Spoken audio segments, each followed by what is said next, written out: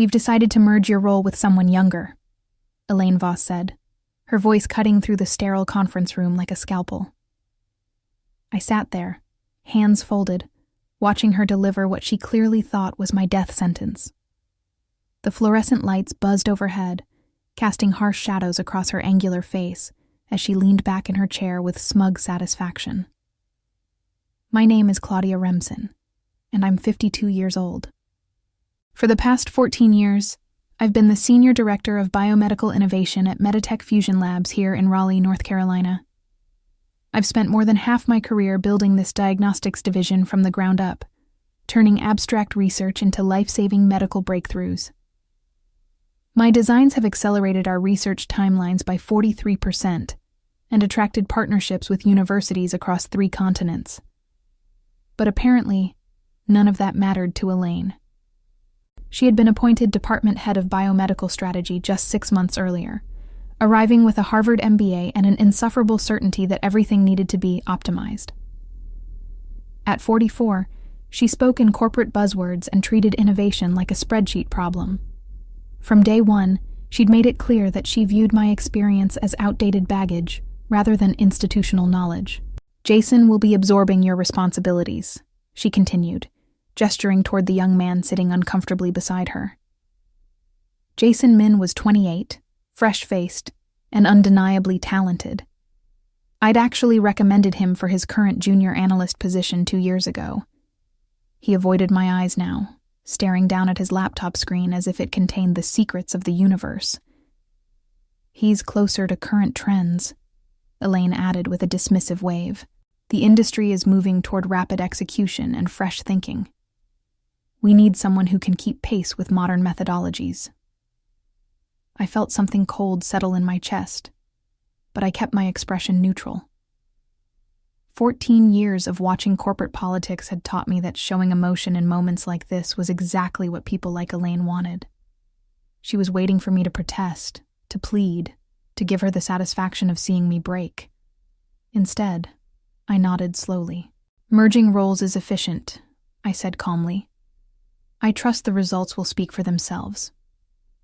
Elaine's eyebrows lifted slightly, as if she'd expected more resistance. Good. We'll announce the restructuring next week. Jason will officially take over your projects on the 15th. As I walked out of that conference room, I caught a glimpse of something troubling in Jason's expression. Pure terror masked as professional composure. He understood exactly what had just happened, even if Elaine didn't. They weren't just eliminating my position. They were dismantling the foundation of everything I'd built. And somehow, I knew this decision would haunt them far sooner than they imagined. The irony wasn't lost on me as I cleared out my office that afternoon. 14 years of groundbreaking work reduced to 3 cardboard boxes and a dying succulent plant. I'd joined Meditech Fusion Labs when it was still a scrappy startup operating out of a converted warehouse on the outskirts of Raleigh. Marcus Ellington, our chief technology officer, had recruited me personally from a pharmaceutical giant in Research Triangle Park. We're not just developing diagnostics, he'd told me during that first interview. We're revolutionizing how medical research happens. I need someone who can think beyond traditional boundaries. Those words had resonated with me because I'd always been the type to push against limitations. Growing up as the daughter of a small-town doctor in eastern North Carolina, I'd watched my father struggle with outdated diagnostic equipment that delayed critical treatment decisions. That experience had shaped my entire career philosophy. Innovation should serve humanity, not corporate profit margins. Over the years, I'd transformed that philosophy into tangible results. The rapid screening protocols I'd developed had shortened diagnostic timelines from weeks to days. My research partnership program had brought in over $37 million in collaborative funding. Most importantly, my team's work had directly contributed to faster treatment options for patients dealing with autoimmune disorders and rare genetic conditions. But Elaine Voss saw none of that value. From the moment she'd arrived, she'd questioned every established process, dismissed years of institutional knowledge, and pushed for what she called disruptive innovation. In reality, her approach was chaos, disguised as progress. She'd already alienated two of our most reliable research partners with her abrasive negotiation style and unrealistic timeline demands. Jason had tried to defend me during team meetings, pointing out that my protocols were still producing better results than anything our competitors had developed. But Elaine had made it clear that loyalty to outdated leadership wouldn't be tolerated in her new organizational structure. The kid was trapped between professional ethics and career survival, and unfortunately, survival usually won. My relationship with my colleagues had always been built on mutual respect rather than fear-based authority. I'd mentored dozens of young researchers over the years, helping them navigate the complex world of biomedical innovation. Many of them had gone on to leadership positions at other companies, creating a network of professional relationships that Elaine clearly didn't understand or value. As I packed the last of my research journals, I thought about the 3 major projects currently in development. The automated genetic sequencing system was 6 months from completion. The infectious disease rapid response platform was entering clinical trials. The personalized medicine diagnostics program was attracting interest from international pharmaceutical companies. All of these initiatives required deep institutional knowledge and carefully maintained relationships with external partners. Elaine believed that Jason's technical skills and enthusiasm could replace my years of experience and established connections. She was about to learn exactly how wrong that assumption was, and the education would be far more expensive than she could possibly imagine. The first warning sign came during the transition meeting 2 days later. Jason sat across from me in my soon-to-be former office, his notebook open and pen ready, but his hands were trembling slightly. We'd worked together for 2 years, and I'd never seen him this nervous. "Claudia, I have to be honest," he said, his voice barely above a whisper. "I don't think I'm ready for this level of responsibility. The genetic sequencing project alone involves partnerships with 7 different institutions. I've never managed anything close to that scope." I leaned back in my chair, studying his anxious expression. "Jason, you're a brilliant analyst. Your technical understanding of the underlying science is actually better than mine in some areas. But this isn't just about technical knowledge anymore." "What do you mean?" "When Dr. Harrison from Duke calls about protocol modifications, he's not just asking for scientific input. He's testing whether we still have the institutional stability to be reliable partners. When the clinical trial coordinators need timeline adjustments, they're looking for someone who understands the regulatory implications of every decision. These relationships took years to build." Jason's face had gone pale. "Elaine said the technical aspects were the most important part. She thinks the relationship management is just networking fluff that anyone can handle." I felt a familiar knot forming in my stomach. This was worse than I'd anticipated. Elaine wasn't just underestimating the complexity of my role. She was actively dismissing the most critical components of it. "Jason, have you told her about the upcoming review with the International Pharmaceutical Consortium?" "The what?" My heart sank. The consortium review was scheduled for 3 weeks from now, a make-or-break evaluation that would determine whether Meditech received a $48 million partnership contract. I'd been preparing for this review for 18 months, building relationships with key decision-makers and carefully positioning our research to align with their strategic goals. "There's a presentation scheduled for March 8th, I said slowly. "Representatives from 5 pharmaceutical companies will be evaluating our personalized medicine diagnostics program. This contract could fund our research for the next 4 years." Jason's pen had stopped moving entirely. "Elaine never mentioned anything about that. She just said I'd be taking over your current projects and maintaining operational continuity." The phrase operational continuity would have been laughable if the situation weren't so serious. Elaine had reduced 14 years of strategic relationship building to a buzzword.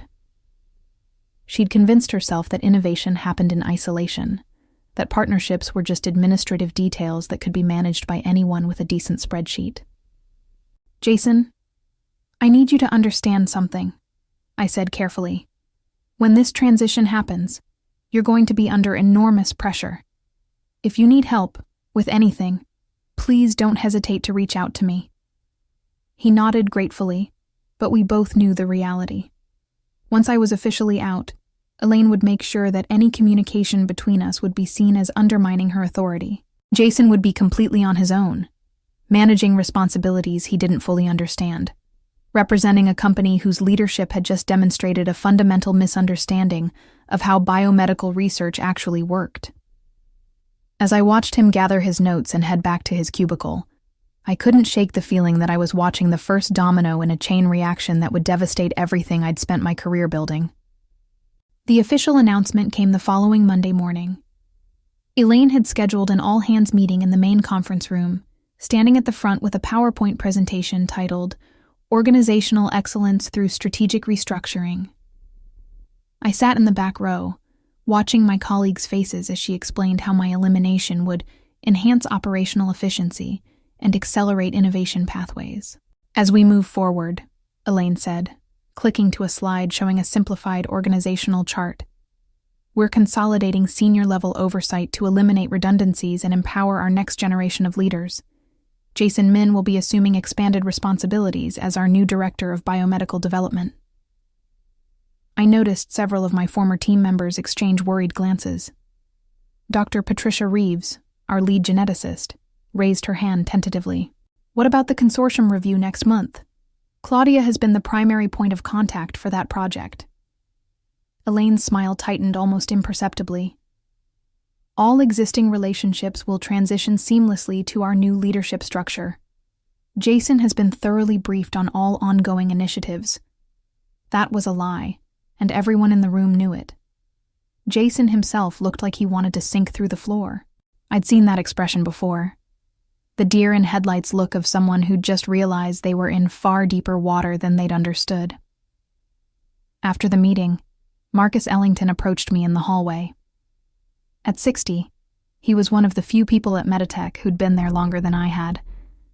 His weathered face showed genuine concern as he pulled me aside. Claudia, I want you to know this decision didn't come through me, he said quietly. I found out about it the same time as everyone else. I figured as much, I replied. This has Elaine's fingerprints all over it. Marcus ran a hand through his graying hair. The board is backing her restructuring initiative. They think she's going to modernize our operations and improve our profit margins. I've tried to explain the value of institutional knowledge, but they're focused on quarterly projections. What about the consortium contract? His expression darkened. That's what worries me most. Do you really think Jason can handle that presentation? I considered the question carefully. Jason is brilliant, Marcus. Given 6 months of preparation and proper mentoring, he could probably handle it. But 3 weeks? With no background on the political dynamics between those companies? It's going to be a disaster. Can you help him? Unofficially? I shook my head. Elaine made it very clear that my input won't be welcome during the transition. She views any ongoing involvement as undermining her authority. Marcus was quiet for a long moment.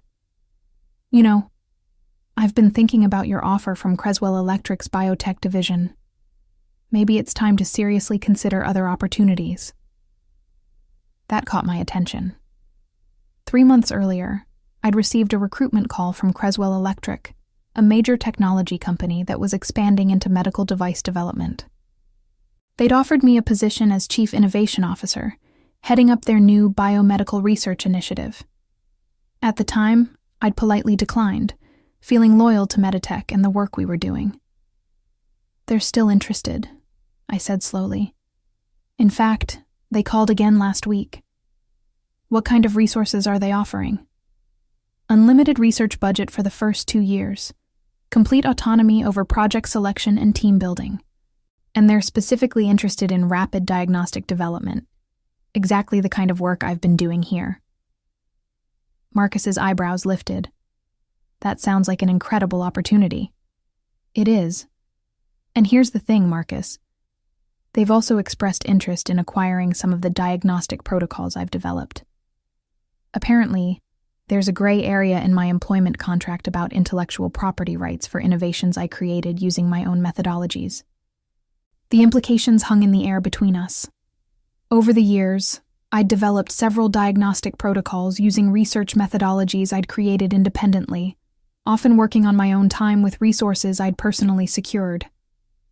The legal department had never clarified whether those innovations belonged to me or to Meditech, assuming it would never become an issue. "Claudia," Marcus said carefully, "if you're thinking about leaving, you should probably have a lawyer review your employment contract." "Already done," I replied. "Turns out my intellectual property rights are much more extensive than Elaine realizes. The rapid screening protocols, the genetic sequencing algorithms, the infectious disease detection systems. Legally, I have legitimate claims to most of the innovations that make our diagnostics division competitive." Marcus's face had gone pale. "Elaine doesn't know about this, does she?" She never bothered to ask. She was so focused on eliminating my position that she never considered what I might take with me when I left. By Wednesday morning, the cracks were already beginning to show. I was officially working my final week, but I could see the panic building in Jason's eyes as he tried to manage responsibilities he'd never fully understood. The first crisis came during a routine conference call with our partners at Johns Hopkins University. Dr. Elena Vasquez, the lead researcher on our joint autoimmune diagnostics project, had called to discuss timeline modifications for their clinical trials. It should have been a straightforward conversation. I'd been working with Elena for 3 years, and we'd developed a collaborative rhythm that made these discussions efficient and productive. But Jason was fielding the call now, and I could hear the strain in his voice from my office down the hall. He was asking for clarification on basic protocol elements that Elena had assumed were already understood. More concerning, he was making commitments about resource allocation and timeline adjustments without understanding the broader implications for our other partnerships. 20 minutes into the call, Jason appeared in my doorway, his face flushed with embarrassment. "Claudia, Dr. Vasquez is asking about the integration protocols for the European Consortium data. I don't know what she's talking about." I glanced around to make sure Elaine wasn't within earshot, then quietly explained the background. 6 months ago, we agreed to share diagnostic protocols with 3 European research institutions. Elena's team is supposed to integrate their findings with the European data before the consortium review. It's a key component of our value proposition. How was I supposed to know that? "It should have been in the transition documentation," I said gently. "Did Elaine provide you with the partnership history files?" Jason shook his head. "She said I should focus on current technical requirements, not historical administrative details." I felt a chill run down my spine. Those historical administrative details represented millions of dollars in research investments and carefully negotiated agreements with international partners. Elaine had literally thrown away the institutional memory that held our entire collaborative network together. "Jason, listen carefully," I said. "You need to tell Dr. Vasquez that you'll follow up with detailed integration protocols by Friday. Then you need to go to Marcus and explain exactly what's happening. This is bigger than a missed phone call." After Jason left, I sat in my office staring at my computer screen. 3 years of work with Elena's team, 2 years of negotiations with the European institutions, 18 months of preparation for the consortium review. All of it potentially destroyed because Elaine had convinced herself that relationships were just paperwork. My phone buzzed with a text message from an unknown number. "Claudia, this is Kevin Walsh from Creswell Electric. We'd like to accelerate our timeline for discussion. Are you available for a conversation this afternoon?" I stared at the message for several minutes. Kevin Walsh was the director of strategic acquisitions at Creswell Electric, the person who would be overseeing their expansion into biomedical technology. If he was reaching out directly, it meant they were serious about moving quickly. I typed back, "Available at 3 p.m. Call my direct line." The conversation that afternoon was everything I'd hoped it would be. Kevin confirmed that Creswell Electric was prepared to offer me a position with complete creative control over their biomedical research division. More importantly, they were interested in licensing the diagnostic protocols I'd developed, pending legal resolution of the intellectual property questions. "We've done our research, Claudia," Kevin said. "Your innovations have consistently outperformed anything else in the market. We're prepared to make this transition as attractive as possible. What kind of timeline are you thinking?" We could have a formal offer ready by next week. If you're interested, we'd like to bring you on board as soon as possible. Frankly, we've been monitoring some of the changes at Meditech, and we think this might be an ideal opportunity for both of us.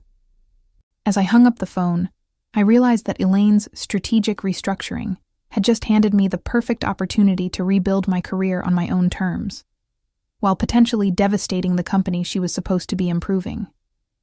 The disaster I'd been anticipating arrived sooner than even I had expected. On Thursday afternoon, I was finishing up my final transition documents when Jason burst into my office, his face white with panic. "Claudia, we have a problem," he said, closing the door behind him.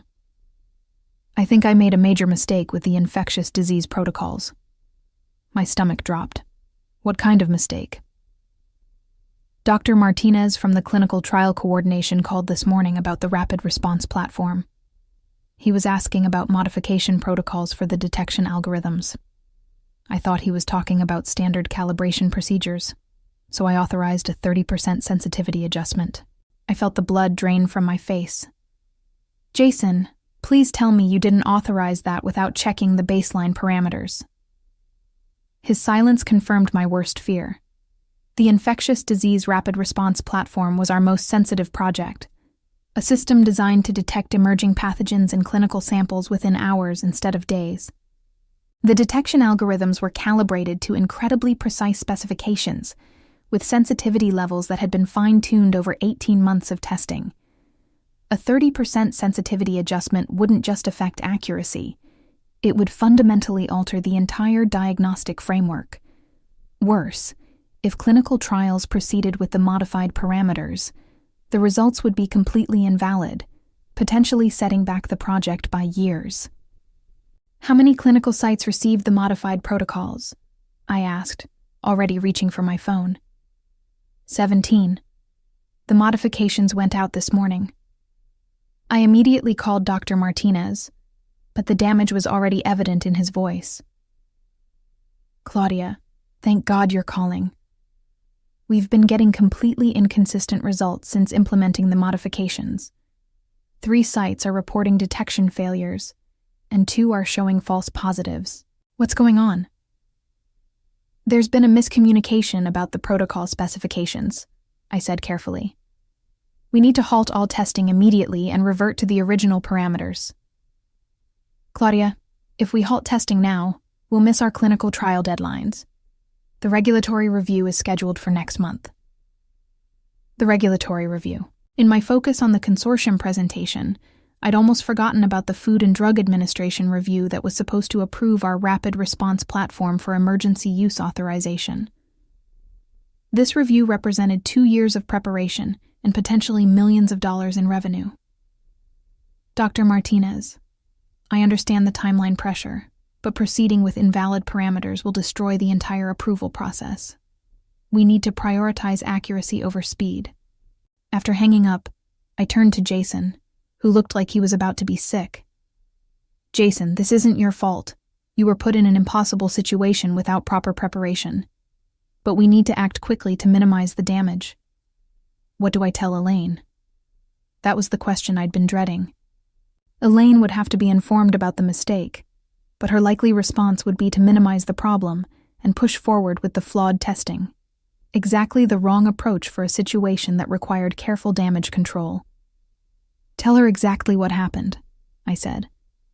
"Emphasize that halting the trials temporarily is the only way to preserve the regulatory approval process." Jason nodded miserably and headed toward Elaine's office. I watched him go, knowing that this conversation would probably determine whether Meditech could salvage any value from the infectious disease project. 15 minutes later, my phone rang. It was Marcus Ellington, and his voice was tight with stress. "Claudia, I just heard about the clinical trial situation. How bad is this?" "Bad, Marcus, but not irreparable if we act quickly and honestly with the regulatory authorities. Elaine wants to continue with the modified protocols and claim the inconsistencies are within acceptable variance ranges." I closed my eyes. It was exactly the wrong response, but completely predictable. "Marcus, that approach will guarantee regulatory rejection and potential sanctions. The FDA doesn't tolerate data manipulation, even when it's motivated by timeline pressure. I know. That's why I'm calling you. We need your help to fix this situation. Marcus, I'm no longer an employee here. Any official involvement would require Elaine's approval. Then what do you suggest? I took a deep breath, realizing that this moment would define everything that happened next. I suggest you document everything that happened, preserve all the original data, and prepare for the possibility that this project might be delayed significantly. And Marcus, you might want to start thinking about whether your current leadership structure is equipped to handle this kind of crisis. The call from Kevin Walsh came at exactly 9 a.m. on Friday morning, just as I was clearing the last items from my desk. Claudia, we've accelerated our approval process. Creswell Electric is prepared to make you a formal offer, effective immediately. I stepped out into the parking lot for privacy. What kind of timeline are we talking about? We'd like you to start Monday. Full authority over biomedical research and development, unlimited budget for your first 18 months, and a signing bonus that I think you'll find quite attractive. The offer was everything I'd hoped for and more. Chief Innovation Officer, complete creative control, and resources that dwarfed anything I'd ever had access to at Meditech. But the timing felt almost too perfect. Kevin, I have to ask, is this acceleration related to what's happening at Meditech? His laugh was knowing. Let's just say that certain clinical trial delays and regulatory complications have created an interesting opportunity in the rapid diagnostics market. We'd like to move quickly to establish our position. Within 30 minutes, I was sitting in my car, reviewing a contract that would completely transform my career. The intellectual property clauses were particularly generous. Creswell Electric was prepared to license my diagnostic innovations at rates that would make me financially independent, while giving me the resources to develop them further. But the most interesting clause was buried in the partnership section. Creswell Electric was prepared to offer consulting contracts to qualified biomedical researchers who might be interested in transitioning from academic or corporate research environments. In other words, they were ready to poach the best talent from companies that had made poor strategic decisions. I thought about Patricia Reeves, our lead geneticist, who'd looked so worried during Elaine's reorganization announcement. About Dr. Martinez, who was probably dealing with angry clinical coordinators and regulatory officials. About Jason, who was almost certainly drowning in responsibilities he'd never been prepared for. As I signed the contract, I realized that Elaine's strategic restructuring had just handed Creswell Electric the opportunity to acquire not just my innovations, but potentially the entire intellectual foundation of Meditech's diagnostic division. The consortium presentation was scheduled for Wednesday morning. I learned about the outcome from Marcus Ellington, who called me at my new office at Creswell Electric. Claudia, it was a complete disaster, he said, his voice heavy with exhaustion. Jason tried his best, but he simply didn't have the background knowledge to answer their technical questions. When they asked about the European integration protocols, he had to admit he didn't know what they were talking about. I winced, imagining Jason's humiliation in front of 5 pharmaceutical executives. What was their response? They terminated the partnership discussion immediately. $48 million gone. But that's not the worst part. What's the worst part? 3 of the consortium companies have already reached out to us asking for your contact information. They want to discuss potential partnerships with Creswell Electric. The irony was almost too perfect.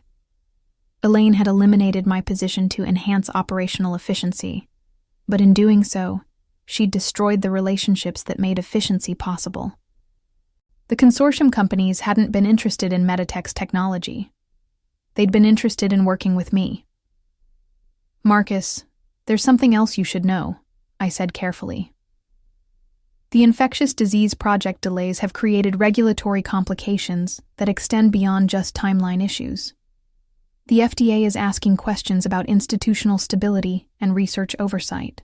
What does that mean? It means they're concerned about whether Meditech has the expertise to manage complex clinical trials. If they lose confidence in your institutional capabilities, it could affect all your pending approvals. Marcus was quiet for a long moment. How much damage are we looking at? Potentially everything, Marcus. The regulatory authorities don't just evaluate individual projects. They evaluate the companies behind them. If they decide that Meditech no longer has the institutional knowledge to manage biomedical research safely, they could halt all your clinical programs. The silence that followed spoke volumes about the magnitude of what Elaine's restructuring had set in motion. As I settled into my new role at Creswell Electric, watching Meditech's carefully built reputation crumble from my office window, I reflected on how completely Elaine had underestimated the true cost of experience, and how satisfying it felt to watch her learn that lesson through the spectacular collapse of everything I'd built.